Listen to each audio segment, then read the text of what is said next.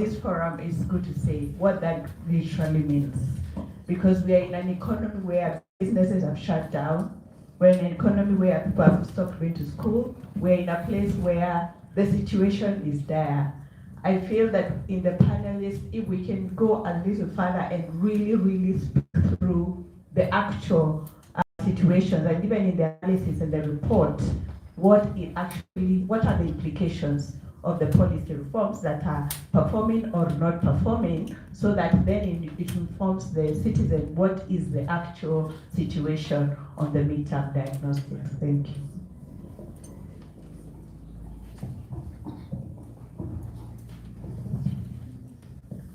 Good morning, panelists. Thank you very much for that very informative session. My name is Mudhoni Gashire. I work at the Kenya School of Government.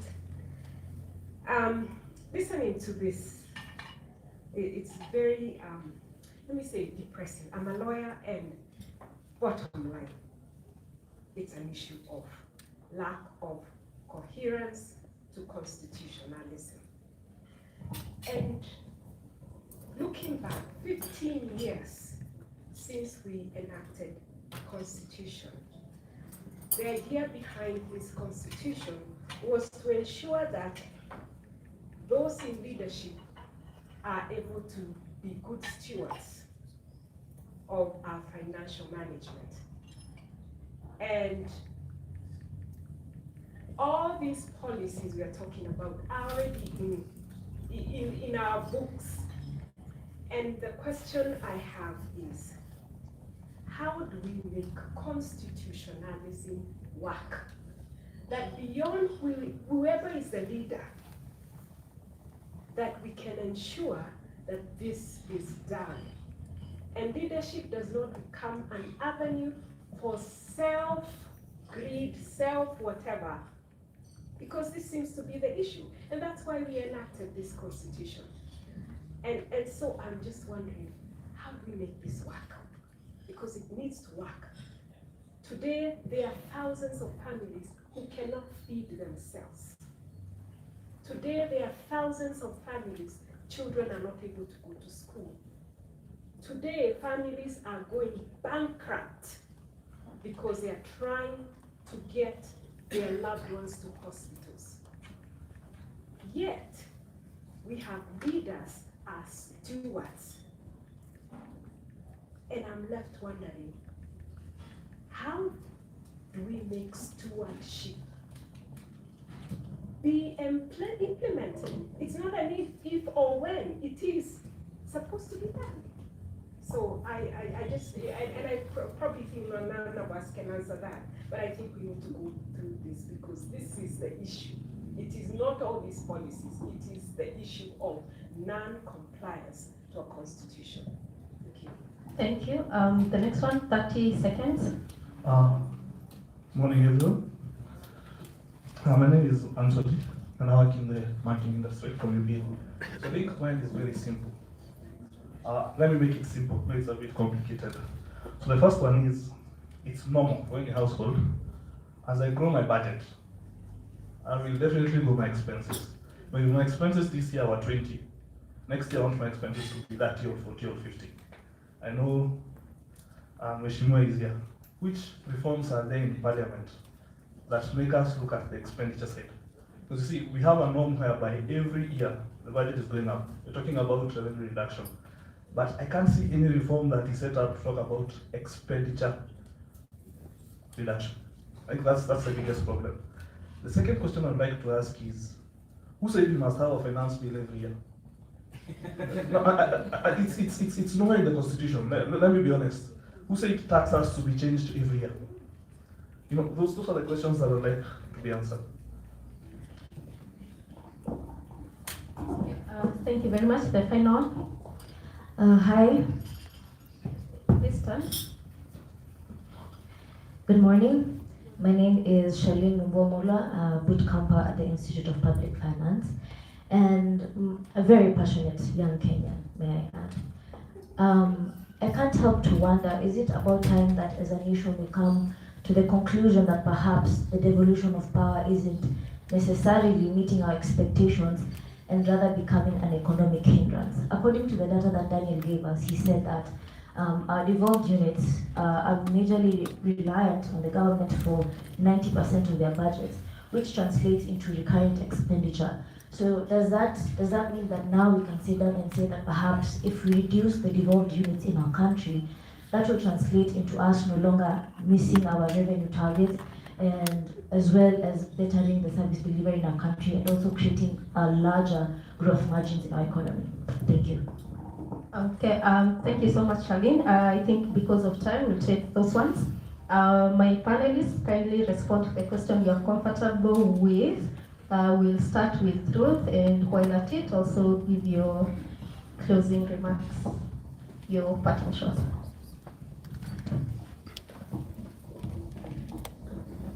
In 1 minute, kindly. Thank you very much, Veronica.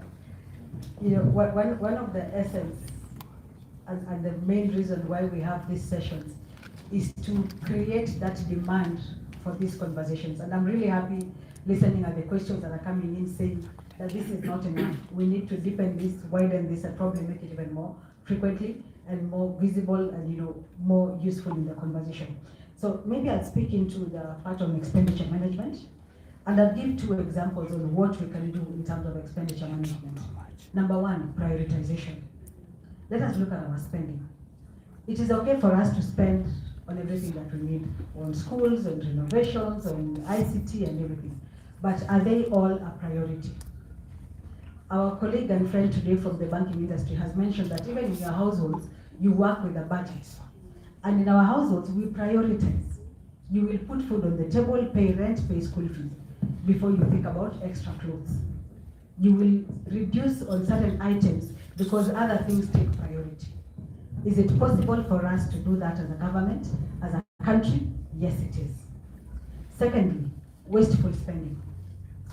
And when I say wasteful spending, it's not just wasteful in terms of things that are not necessary, but even items that are necessary but are not working. Let me explain what I mean. If you have a moment after this event, go to the IPF website, look for our analysis called the Annual National Shadow Budget. In the shadow budget, we analyze government budgets, past performance, as well as analyze or critique the credibility of the projections for the coming year. One of the things that we have raised consistently is that in our budget spending, we execute our budgets as allocated. The monies are allocated and spent very well, or at least spent to almost 100%. But the non-financial indicators, the targets that were set alongside those resources, are not met. If you're given money today to educate 1,000 children, and you spend 99% of that money, but you only educate 600 children, where did the resources that was meant for the other 400, where were they spent on? Can they be sent back to the kitty? Or can there be a proper explanation as to why these resources were not used? Those are some of the issues that we hope progressively Parliament will pick up, so that we are able to interact, and we have institutions that give us this information. We have the publications by IPF. We have the Controller of Budget that publishes budget expenditure reports. We have the Auditor General who gives the analysis of what is happening with our resources. One of the key issues before Parliament to pick this up and institutionalize these discussions, so that before new budgets are allocated, before new resources are allocated, then we're able to look at past expenditure and use that to make informed decisions. Right. If you'll allow me, I heard about devolution and finance bill every year. Let me respond to those 2. Now, do we really need a finance bill every year that does all those amendments to the rates and what have you? It has come at the right time, this question, because currently I'm working on a paper on really, is it working? These continuous amendments, yearly amendments. And I've not finalized it, but you can see when you look at the data you have, really there's no much we gain from it, to be quite honest. And Mheshimiwa will bear me witness in this. So it is not about the finance bill. It is not about the erratic amendment of those rates and what have you. it is how are we implementing that particular document.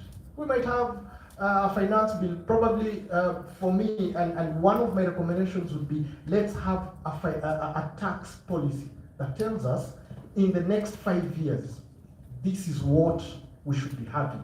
You know, once we have that, then how do we now pull in everyone into the tax bases so that, you know, the landlords here, they are paying the tax and whatever. So it is more of enforcement now rather than every year coming up with a finance bill. For me, I think that would be the way to go. Let's have a tax policy.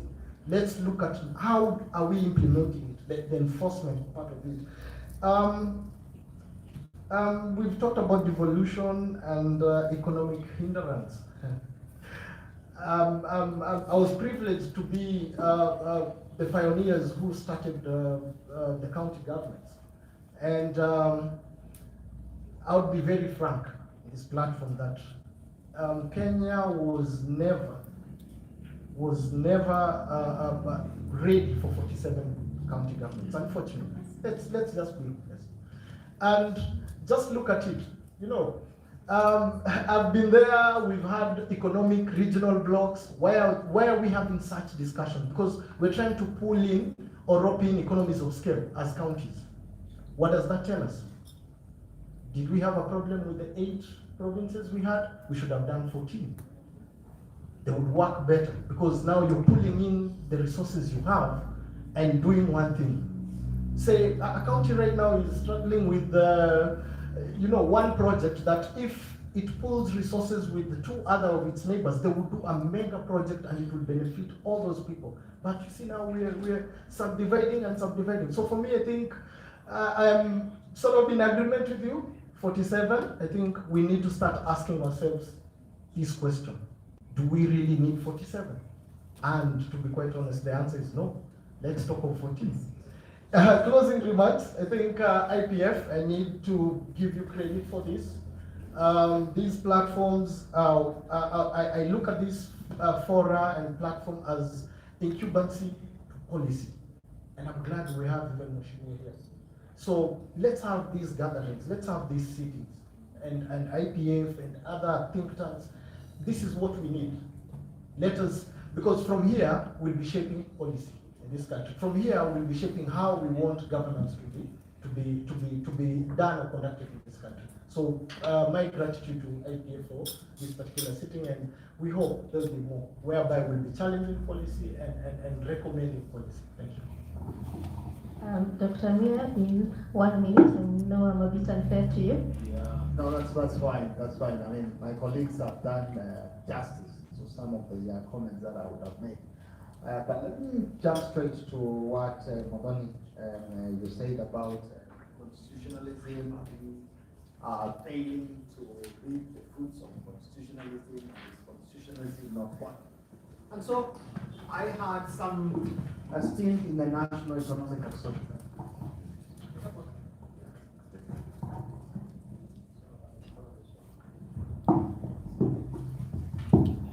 Right, yeah. So in my past life, I was the CEO of the National Economic and Social Council, which was responsible for coordinating the formulation of Vision 2030. And that was in the year of our Lord 2008 when it was launched.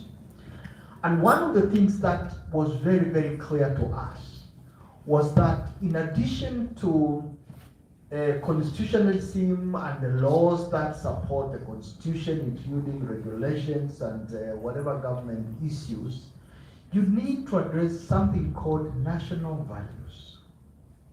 And that informed Article 10 of the Constitution, where we talked about national values and principles of governance.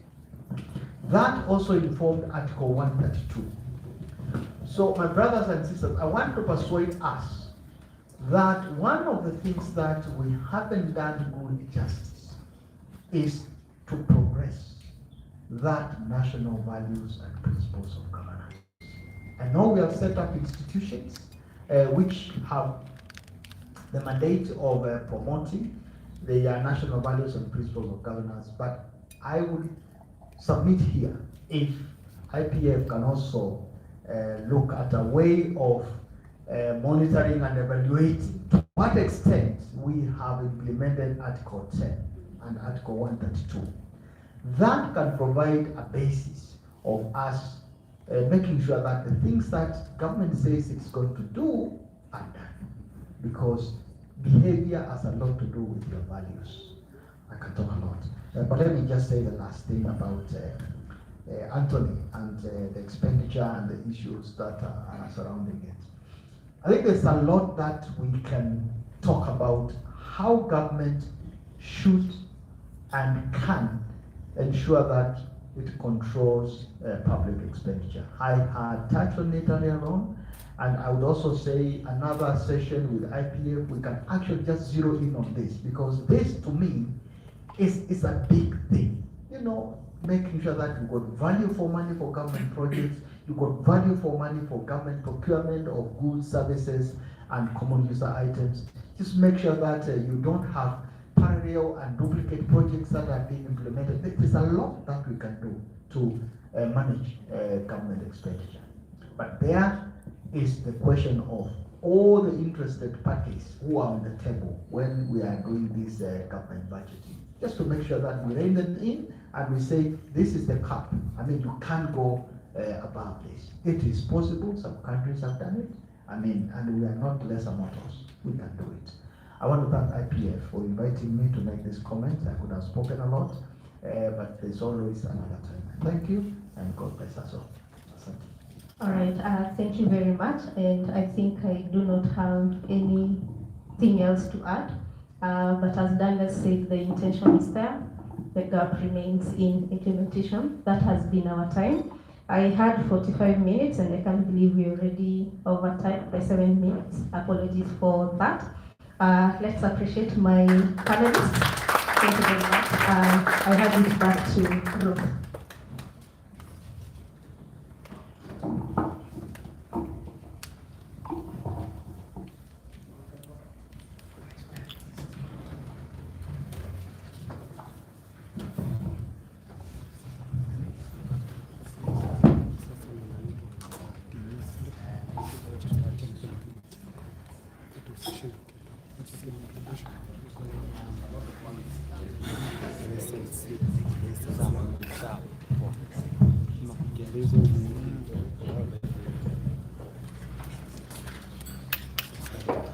Well, thank you very much to our panelists. They have compensated where the mic was failing me. I hope you have enjoyed the chat. I want to take this opportunity now to invite our CEO, James Boragori at the Institute of Public Finance, to just say a word and then invite the keynote speaker of the day. Excellent.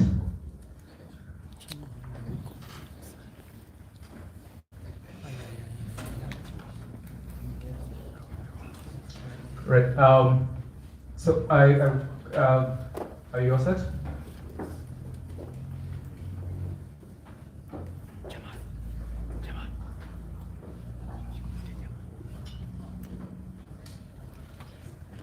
So James, you have a raised platform. Hoping that you punch higher as you invite the keynote speaker.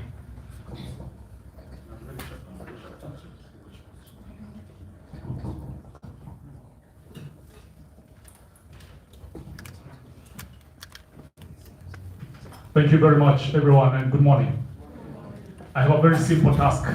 First of all, to say thank you to my team at IPF and to thank our panelists for such an engaging conversations. But I have, as part of this summary, based on what we've had. Okay, the media is telling me, are we good?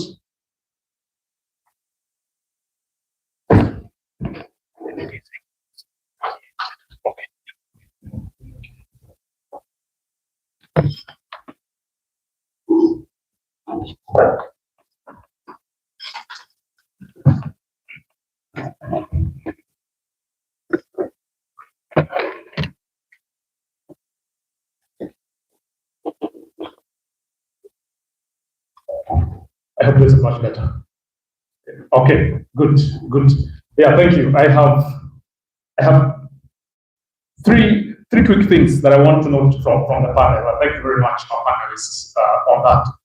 And one thing that we relentlessly have to pursue, based even on the media diagnostic report, the 2024-2025 evaluation, is the question around transparency of public debt. Number two is that the securitization of revenues needs to be well thought. Of course, it means our balance sheet as a country, for us to be this innovative, there's something that needs to be there, because these resources didn't go to the consolidated fund as required by law. And then we should also be very careful as the rest of the Eurobonds mature from 2028 onwards. We have a marathon bullet payments that will fall due around that time, and we need to keep this conversation, all right? There is need for Parliament to progressively engage with the quarterly budget implementation reports. We cannot be having a debt conversation at the end of the year. And we have borrowed and we have spent, and no one knows exactly where the money was spent on. It's important for Parliament to ensure that the quarterly budget implementation reports are well assessed. And of course, a very good conversation that has come up. I think how much we are investing on advancing our national values as a country, because they have a significant impact on how we spend our resources. So, ladies and gentlemen, thank you very much. It's my esteemed pleasure to invite Honorable Nyoro to come and give the keynote remarks. Karibu sana.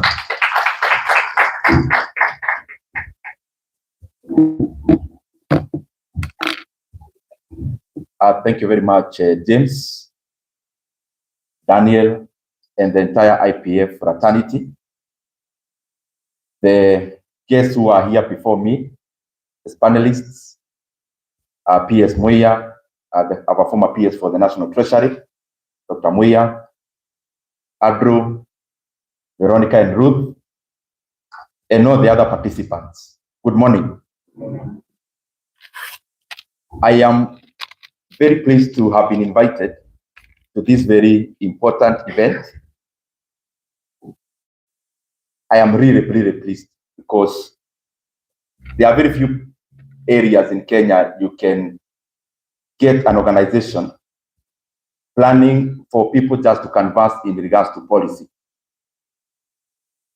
And from where I sit, I think policy is much more important than many other things we talk about as politicians, because they end up having ramifications, and they end up having effects, and they end up shaping the livelihoods of the Kenyan people and also their welfare. Even the name, Institute of Public Finance, summarizes some of the questions that we had before, especially the intersection between leadership and politics, and also the economy. Because the finance on the IPF is more on public finance, or public money, which is the economy. And I'm glad to be both on the leadership side, also on the economic front. In the politics side, it's easy, because you say things subjectively. You don't need to think too much.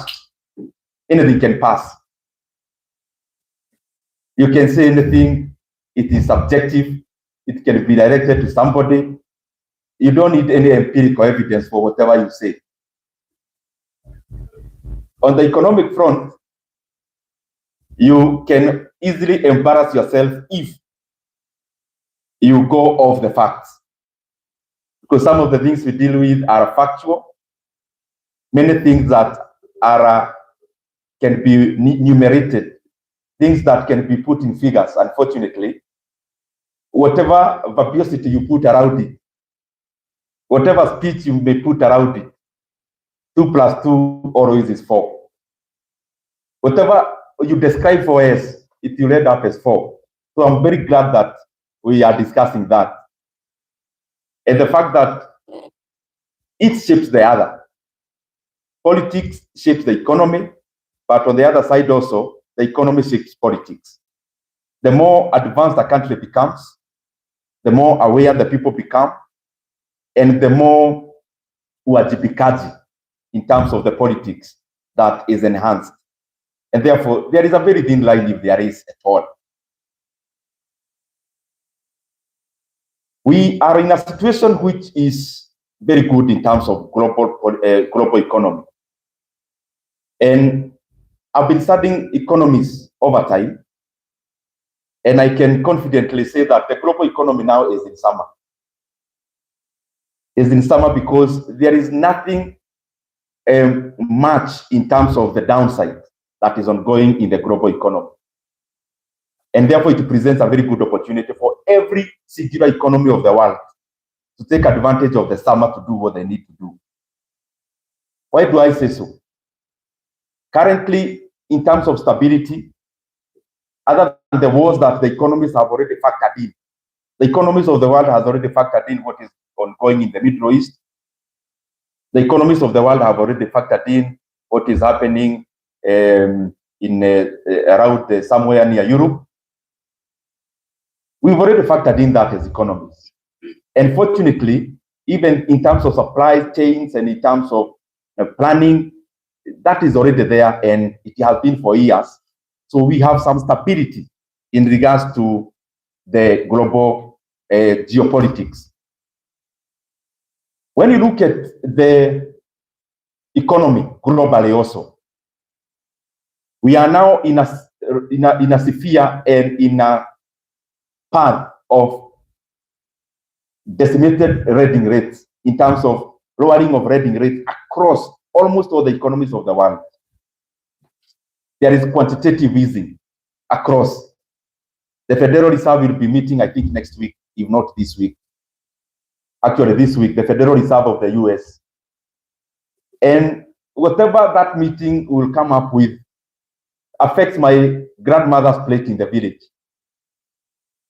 affects many things that we do in our economy. The pity is that there is great expectation that we are likely continue with quantitative easing, will likely continue with expansionary policies in the monetary side in terms of lowering of the reading rates, starting from the Fed rate, CPR rate, and of course, supposed also to go to the private sector, supposed to. So the economies of the world we are buoyant. I mean, we have all the ingredients of an economy to grow. All of them are on the table. When you have rates going down, rates go down because private sector wants to be incentivized. And all those are happening now. In Kenya, we have CPR rates going down. Across almost all the economies in Africa and all the other economies of the world, we have that happening. Expansionary policies are now, and especially on the monetary side. The question we need to ask ourselves as Kenyans, as we enjoy the summer in the economic sphere of the world, how is Kenya taking advantage of that? And just use the data. One, we have had CPR rate coming down. Every other meeting, if not sustaining the previous rate, we are climbing down. But who is benefiting from the lowering of the reading rates in Kenya? And when I talk about economics, I like referring to the government data, because the beauty is that we still have some institutions that give credible data, and especially the CBK and the Kenya National Bureau of Statistics. Now, we have a situation where Kenya is having expansionary monetary policy and lowering of reading rates. But who is benefiting? Because you have on one side lowering of rates, the same government data then shows that the private sector lending is actually going down, not growing. So in Kenya, monetary easing is purely a debt management tool. Purely. That the only parameter that is being eyed in terms of monetary easing and lowering of rates is basically paying less interest in the domestic debt, and therefore what is supposed to happen is not happening, because always rates should go down as a way of incentivizing private sector. But we have rates going down But in the same breath and from the same source, then we have a report again on the other side showing that the lending to private sector in Kenya is actually shrinking.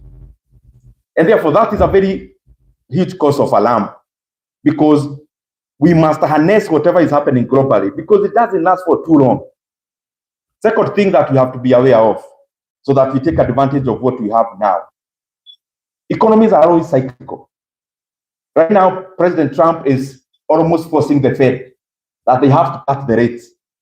And they will almost, I'm sure they will succumb this week. Now, after that, how is the economy supposed to now behave after that? We have low rates. We will definitely, again, in the next few months, start having a discussion about managing inflation, because those go hand in hand together. And the reason why I'm saying that is because we need to harness what we have now as an advantage globally, make a way of making our private sector buoyant and grow, so that in a rainy day, we'll have institutions that will support our economy. But when it is sunshine, we still cannot give warmth to the business sector or the private sector, because the government is crowding out the private sector from banking, from lending.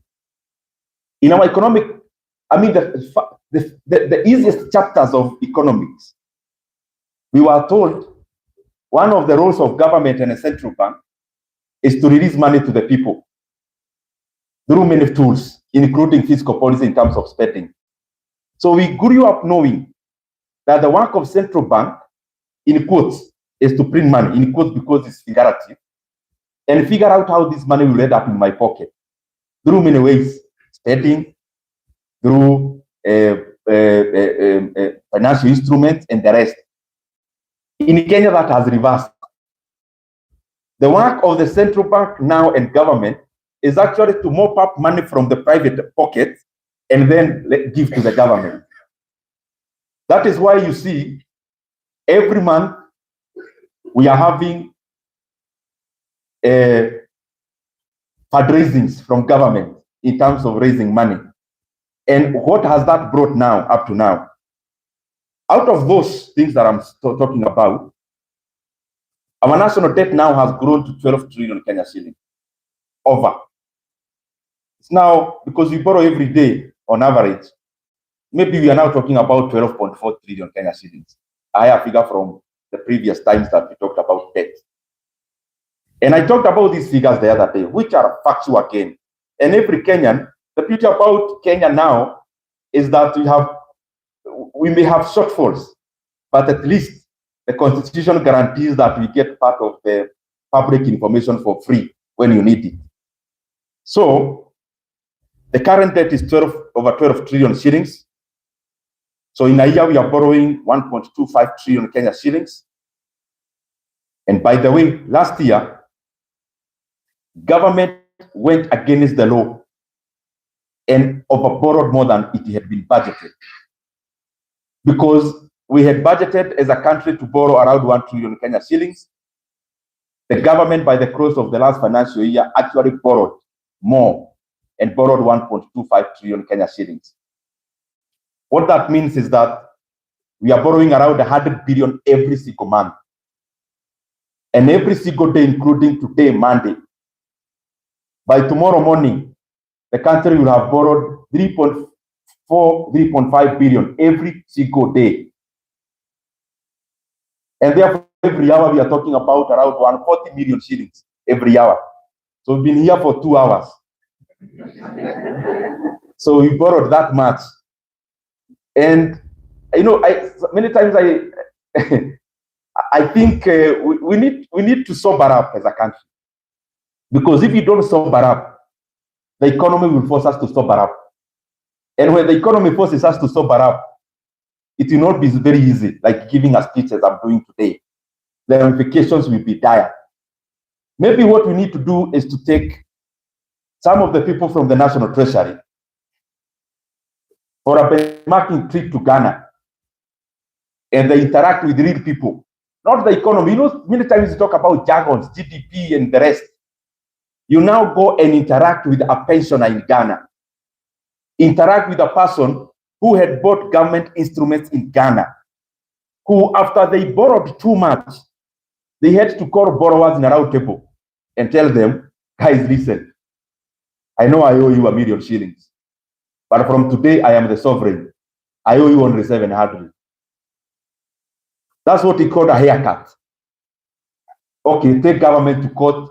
You are given even something, you could short a government. Okay, where will you start? Getting a GK vehicle on the road, or where? You see, some of these things, they seem like superlatives, but they are real. The government tells you, you're a pensioner, I owe you this much. But from today, you are taking a haircut of 30%. Haircut means I'm cutting. Not postponing, cutting. Forget everything else, me, I owe you this. That is where Ghana ended.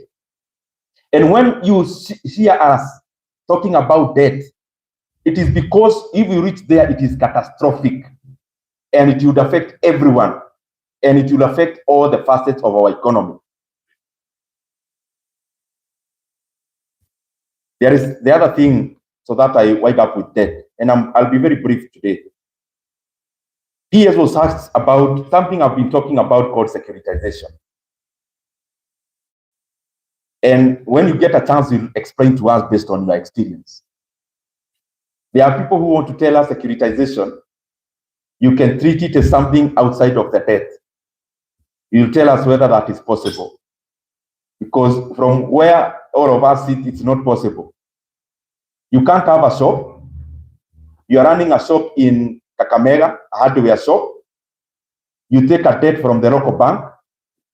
You're supposed to service this debt using, of course, the proceeds from your hardware. Then we go to a different bank and say, please lend me money. Part of the things I sell is cement. So I want to securitize what I get from cement. It will come directly to you. That's what is called securitization. If not a different bank, you already have borrowed money from bank A. And you are servicing that debt out of the profit from the entire profit from your hardware. Then you get another bank on the side and you tell them the revenue from cement and from steel, chuma, Nauza, it will now be coming to you. And then you want to tell us that is not supposed to affect this other debt. I mean, I keep saying, every time you hear about a big Kizungu Miki context in Kenya, coming from government, you hear a big name like the securitization, it is just supposed to tire you so that you don't question. But something must be happening that is not right. And just do your math, you'll see. I talked the other day about a debt of a board that was raised by securitizing sports fund to build stadiums. Let me start here. Kenya has always built stadiums. You know, many times we want to appear like we are now, we have innovated ways of building stadiums in Kenya. Kenya has always built stadiums. We have never securitized any revenue. So the issue about building a stadium is not there. The issue is about how are you building. So we end up borrowing around 45 billion Kenya shillings. Whichever method you use, even if you use future value of annuity, or you use a simple arithmetic of interest rate, in 15 years, Kenya will have paid interest rate of over 100 billion on a loan of 45 billion. And those are facts. Then we go and securitize fuel levy. And we say we are building roads with this fuel levy. Let me start here. Kenya has always built roads.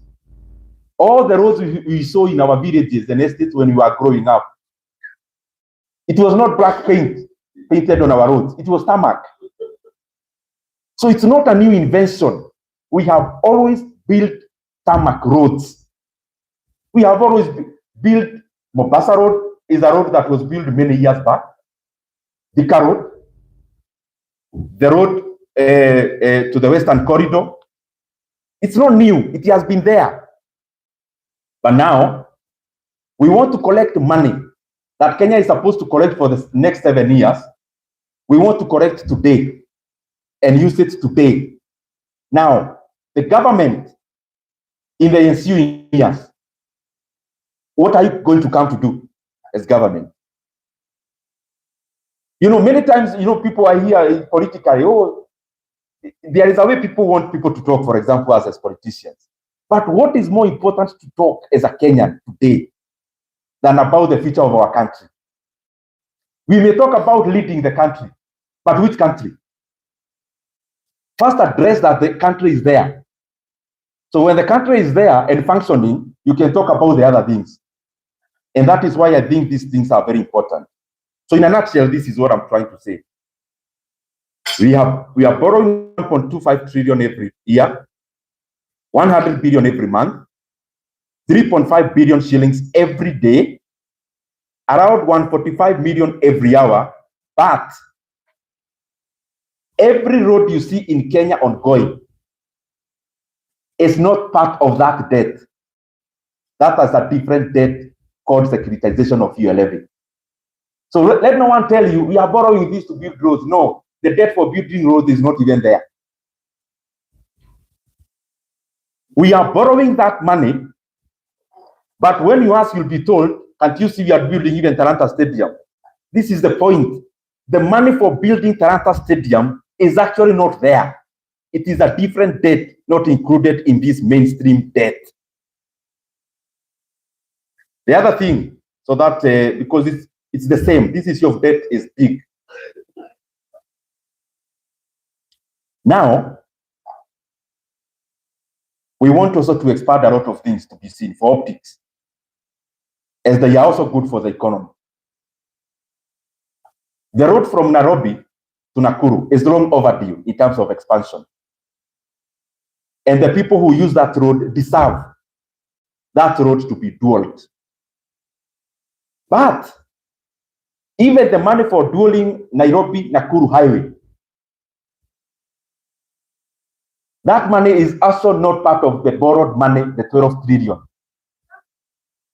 That is some other money we are raising through a baptized name called PPP. But that PPP is actually workers' money through NSSF. So NSSF is forced to invest workers' money on a commercial venture called a PPP to build a road from Nairobi to Nakuru. And they are told how to recover their money is to put toll stations, charge motorists, watapata pesa yao hapo. So even the expansion of that road is not part of the borrowed money. So what I'm and again, the Talanta Stadium I talked about, because private sector is rational. A person in the private sector, when you tell them to invest money, it is me and you here. When I call you to invest in an instrument, you are likely to ask me questions. And because the government did need to answer many questions, that Talanta board I keep talking about, I request all of you to go and check who bought it. The number one investor in that board was again one of the banks I'll not name, which has attachments with government.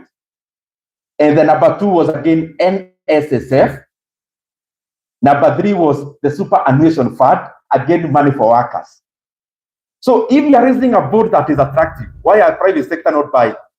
That government money through another way, and especially workers' money, has to be the ones now to be put in that kind of ladder. These things are important, and if they are good, then the speech today should not be an accusation. It should be just an opportunity for those who did it to come and inform Kenyans better. And many times I wonder, for example, on securitization of the fuel levy. You are a bank CEO, and you committed money for your shareholders and lend, let's say, 50 billion shillings on something called securitization. You have no sovereign guarantee. The 7 shillings on which the money is securitized was just a gazette notice from the minister. If another minister comes tomorrow and writes off the 7 bob, where will this bank, where will the bank recover the money from? if there is other people in terms of policy in Kenya and they don't honor the debt, there's nowhere you can go. But of course, the government did that knowingly because of the urgency of the money. Na wale wengine wamenunua boats, mtazipanga baadaye. As I go to the finish, the things I talked about, we are in summer, that we have rates coming down from last year, should give us a good opportunity to grow. But how are we growing as Kenya? The Kenyan GDP grew by 4.7%, the previous data that we have for 2024. And by that, we extol that growth. But how is it in the region? Kenya was actually the last in terms of growth in our region. Rwanda grew by 8.9% in the same period. Tanzania grew by 5.5% in the same period. Uganda grew by 6.1% in the same period. So what I'm trying to say is that we have to be logical, everyone who has a position to make decisions for our country. So that even as we give good narratives out there, narratives can only sell up to some point. And then from there, the reality knocks the door. Kenya has the potential to be the leader in terms of economic growth in the region. Currently, we are last in all our neighboring countries. I don't think that is something to celebrate. It is something to call us to wonder. Allow me, it's something I forgot just 1 minute. I talked about Nakuru, Mausami Road. I mean, Nairobi, Nakuru Road. I call it that way because it's more identifiable that way. That road is part of the road from Mombasa all the way to Malaba. It's part of it. It is a corridor road. Any person who would do just basic empirical analysis of that road, one thing is clear. NSSF, being the lead investor in that road, will never recover the money. But that road also must not be tolled. Because for ease of doing business, the reason why other economies will do better than us is when investors start choosing those countries better or more than us. When you come and do any part of Mombasa, Maraba Road, basically what you're doing is to increase the cost of business, including for people like our neighboring country, Uganda, who have to import their commodities through us. So that road should be built, and should be built by the internally generated resources which are there. And therefore, the road from Nairobi to Nakuru should be dwelled, and the residents who use that road should not be made to pay toll on that road. Because we may think it's a commercial venture, but it will come and hurt our economy. Because if in our region the corridor roads are not tolled, you are basically telling people to look for options. And our country needs investors much more even than our neighbors, because our neighbors are growing faster than us. Let me talk about just one specific policy, then I'll be done. My sister asked about, okay, ondoeni hii mambo mengi ya huku juu mingi. Now, conceptualize the economy to me. That's how I understand that question. Now, stop talking about all this expenditure, what, this, that. Can you put the economy in a manner that can be perceived easily? I'll just use only one policy instrument that we are doing as Kenya. And then I'll leave it to you to weigh whether it's good or bad. Housing levy in Kenya, I saw the other day that it's a past, and we ended up collecting 73 billion shillings on housing levy. I want to be consequential so that we see why it is important to keep on tracking policy instruments, and therefore to see whether they need amendments along the way. after we instituted the housing levy and we started housing projects in Kenya. I'm just using this as an example. So the government is collecting 73 billion, literally taking 73 billion off the pockets from the private sector and households. Now, what is the output? 1 year that is passed, I'm using the recent data that Kenya has is 2024, where even the housing levy surpassed its target. That's the year I'm talking about. Industry in Kenya, industry is Viwanda, decelerated. From the previous year where we grew by over 2% based on the year-on-year, on 2024 compared to 2023, we decelerated to the growth of 1.5%. Second, when we are busy building houses through housing levy, as Kenya, through government, the cost, I'm using government data, not my data. Government released data from KNBS. The construction sector in Kenya, when Kenya was very busy, the busiest year in building housing, the housing program, the construction sector in Kenya shrank by 2%. Not grew, not even accelerated, it went down by 2% in 2024. The consumption of cement in Kenya, in that year we are building houses, the consumption of cement went down by 7.9%. The consumption of steel in Kenya went down. This is the other thing that can make you sometimes wonder. I have seen government officials, and they are saying the housing project has created 300,000 jobs. Others say 500,000 jobs. Others say this kind of jobs, and they say new. Now, the same government data shows us this. In the year 2024, the people employed in the construction sector shrank by negative 1.3%. And all the people employed in that sector is only 223,400, a less number than in the year 2022 when we never had the housing levy. Why am I talking about this? Many times, we may be beating drum on this side for celebration, but the economy cannot be cheated. What this is showing is that the money for the housing levy was more efficient for our economy when it was in the pockets of Kenyans. That Kenyans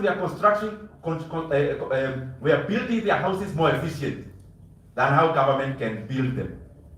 Are we getting that? Because the pictures we see on the timelines on Facebook and social media, advertisements of housing projects, then should translate into data. But then we see photographs, but what this has done is to actually remove the people who are working in private-led housing projects. That is the sector we have now come in, as the government has come in, made it shrink, and then out of the inefficiency of government, the same sector leads the economy to lag. So I leave it to you to see. The housing levy, is it more efficient with government or is it more efficient with the private sector? Or in your pocket to decide how to build your home and to decide how to use it? Because it shows when you had that money, the economy was growing faster. Very lastly,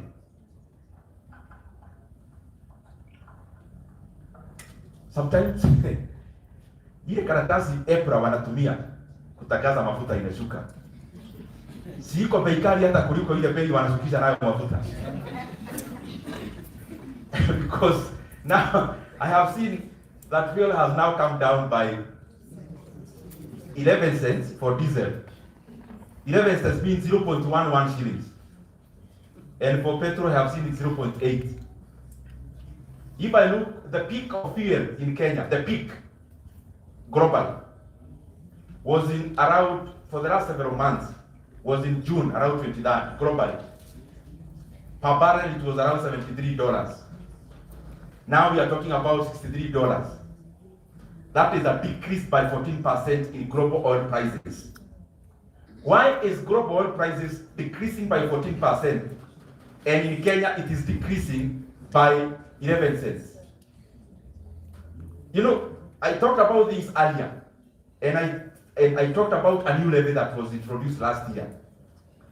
And I saw all ministers come to defend it. Now, please come also defend these cents. Because this issue of fuel prices is not an easy topic. It is very important. Because our factories run on fuel. Our economy runs on fuel. When we keep on increasing the cost of fuel, at any point we get an opportunity, and we do not in commensurate manner lower when the global oil prices are going low, we are basically handing over Kenya to our neighbors. And we are basically handing over manufacturing to our neighbors.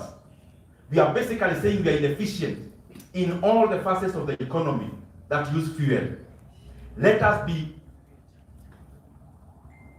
forthright, and we make sure, with the same haste that the government raises fuel prices when fuel prices goes up globally, it should be the same haste fuel prices come down. And we keep on knowing, the more levies we increase, the more cost we put on in terms of fuel, immediately, the more we make our economy inefficient, and we hand over our opportunities to other countries who are neighboring. I thank you very much. May God bless you.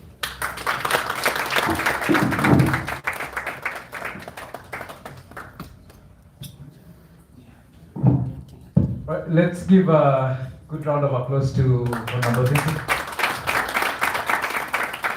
I want to invite any media or anyone in the plenary who has a question for him to ask it from here, because he will not be available for another side session. So any person from the media? All right. Okay. That's one. Yep. Any other?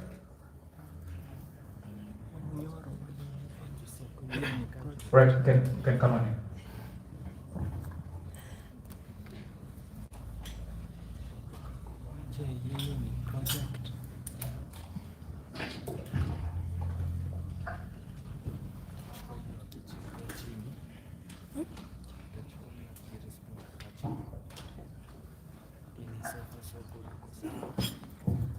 Good morning, everyone. My name is Jimmy Boko from Citizen TV. A quick question for Mheshimiwa, which is very simple. You served as the budget chair, and the question that I want to know is why the sudden clarity? Why is it that suddenly we are very clear on issues that you sat in a position that you could have addressed these issues? Thank you. Any more?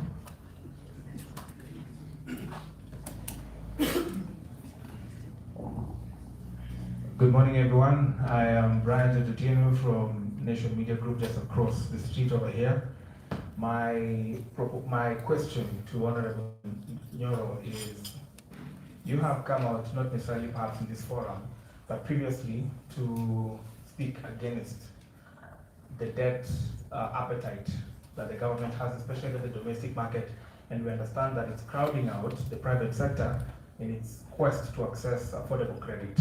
I mean, if you're a banker and you're getting an assured sum of say 16%, for example, for an infrastructure bond that is not necessarily taxable, then you would rather lend to the government who is assured data, for example, compared to you and I, who run a very high risk, and you know the politics around risk-based lending in this city. But now the question I'm asking is, we have a budget to fund 4.2 trillion, and there's a deficit. You don't want us to borrow. We need social services, of course, but there is also the need for, we're also trying to avoid austerity measures. What is your proposal of financing this deficit, this budget deficit, about, I think about 100 billion or so? Thank you. Any question? Okay. Last one. Habari za asubuhi. Naitwa Romerega kutoka idhaa ya radio. Mheshimiwa, tunaelewa kwamba kuna swala ambalo sasa hivi linaendelea na Kenya Pipeline Company ambapo tunazungumzia kuna baadhi ya wale ambao wanataka kununua kampuni hii kwa manufaa yao wenyewe.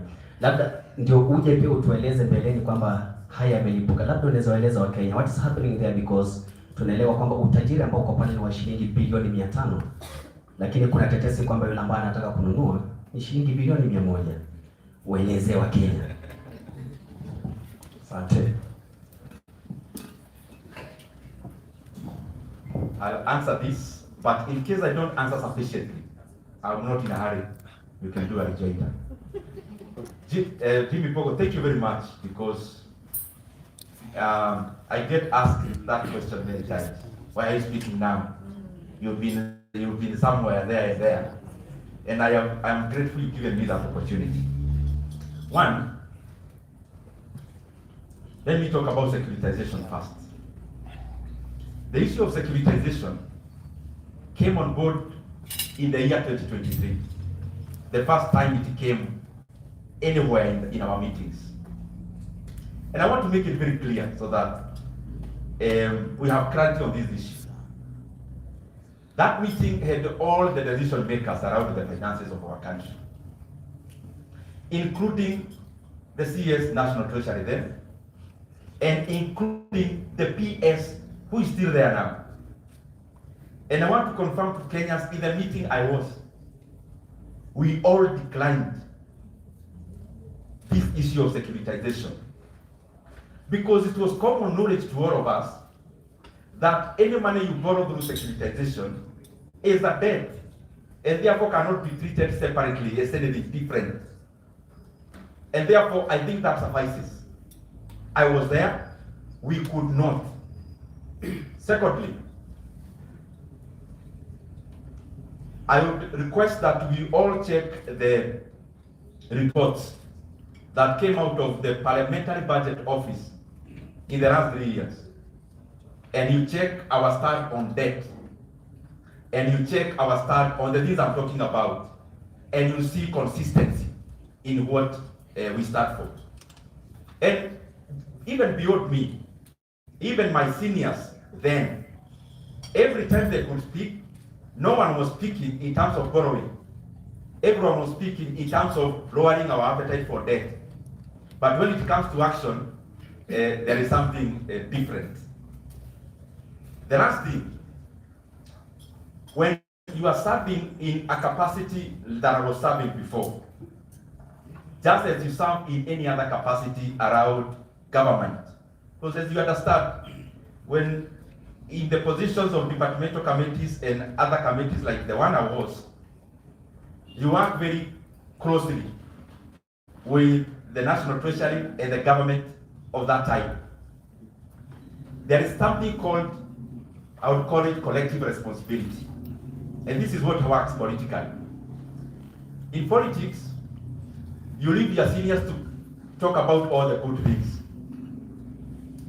Because even me as an MP, my CDF chairman leaves me to say all the good things about the work you are doing. And then, do I need to explain further? I think you've got it. So, I want you to check all those, because many times I see people saying, hey, kwani wanaongea sahi? It's because of those reasons. Basically, collective responsibility then permitted, you have to let, I mean, you are not the head of government. You are just some chairman somewhere there. So, we had to do that time. And I'm glad, and I'm sure Bogo, you are glad, that I've been there and I'm now here.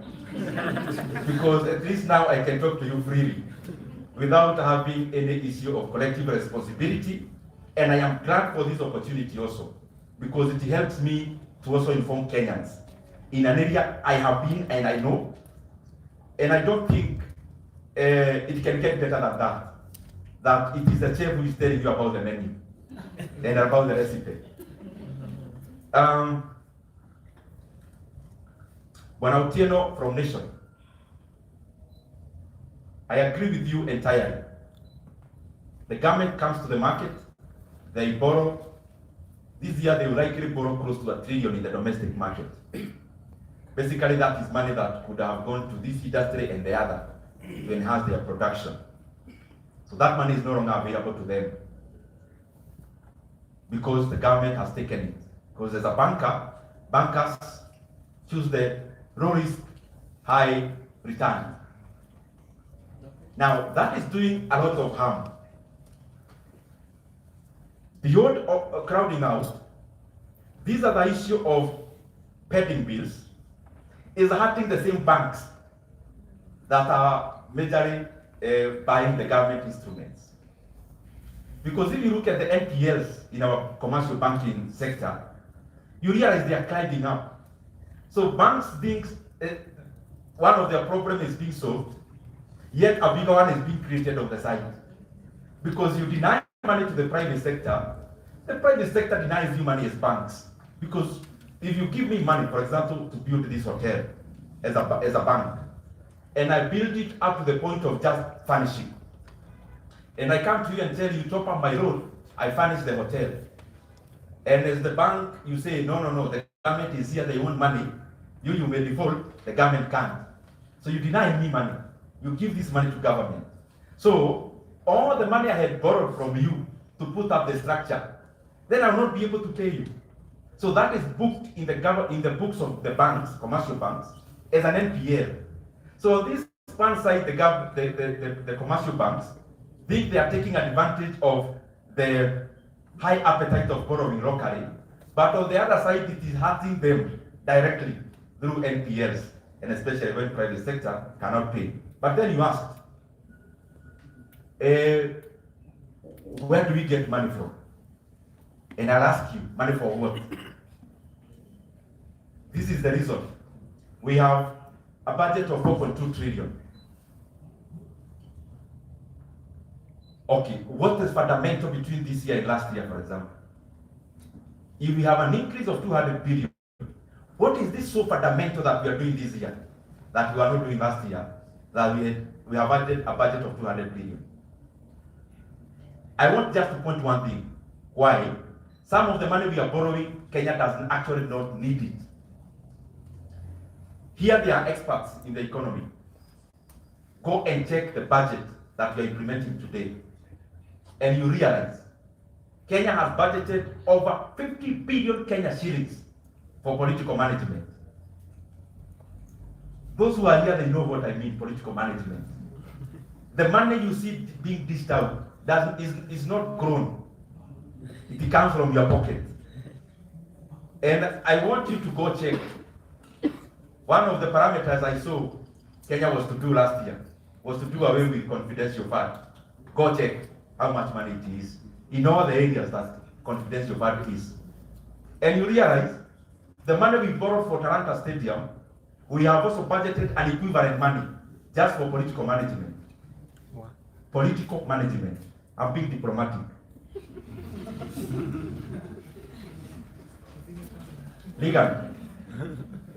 Ligan talked about privatization of Kenya Pipeline.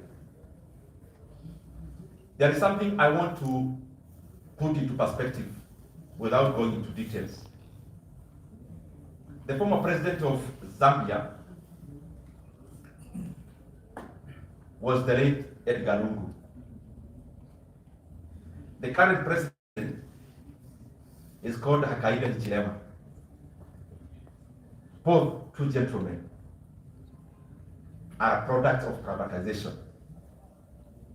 The money they ended up having to be able to marshal a presidential bid, and both of them becoming presidents, they are products of privatization. One acted as a lawyer for many transactions. Gojek was a lawyer between the two.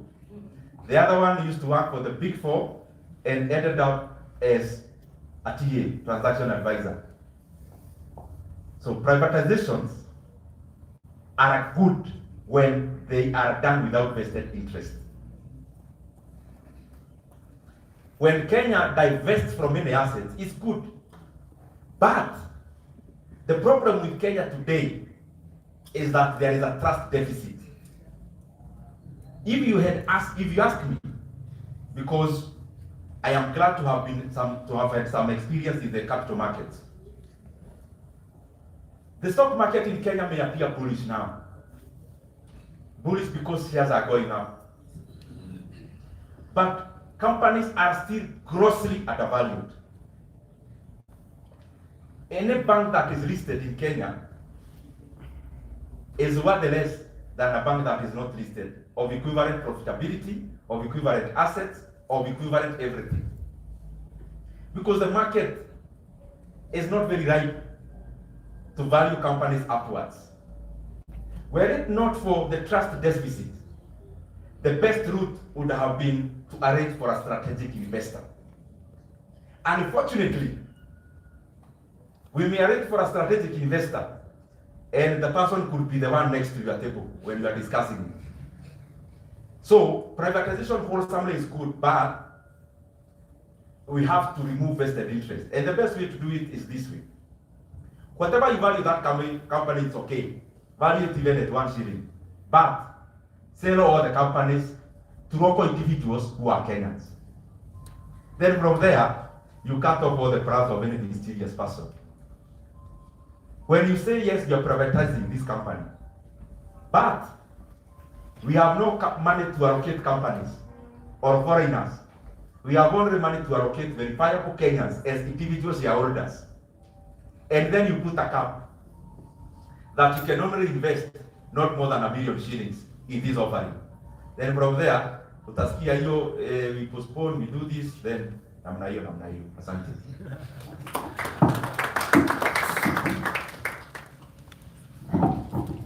Thank you very much. Allow us to close the session for questions and answer there. If you want to see him, you'll see him bilaterally. At this juncture, I want to invite Martin to wrap it up for us. And then we have a bit of photo ops, so please, our guests, don't leave yet. Martin will be very brief.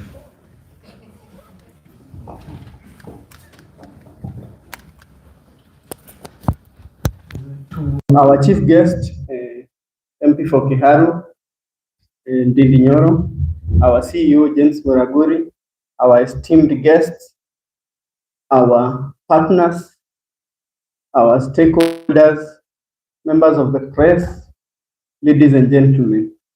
We have had an opportunity to listen to the media diagnostic report.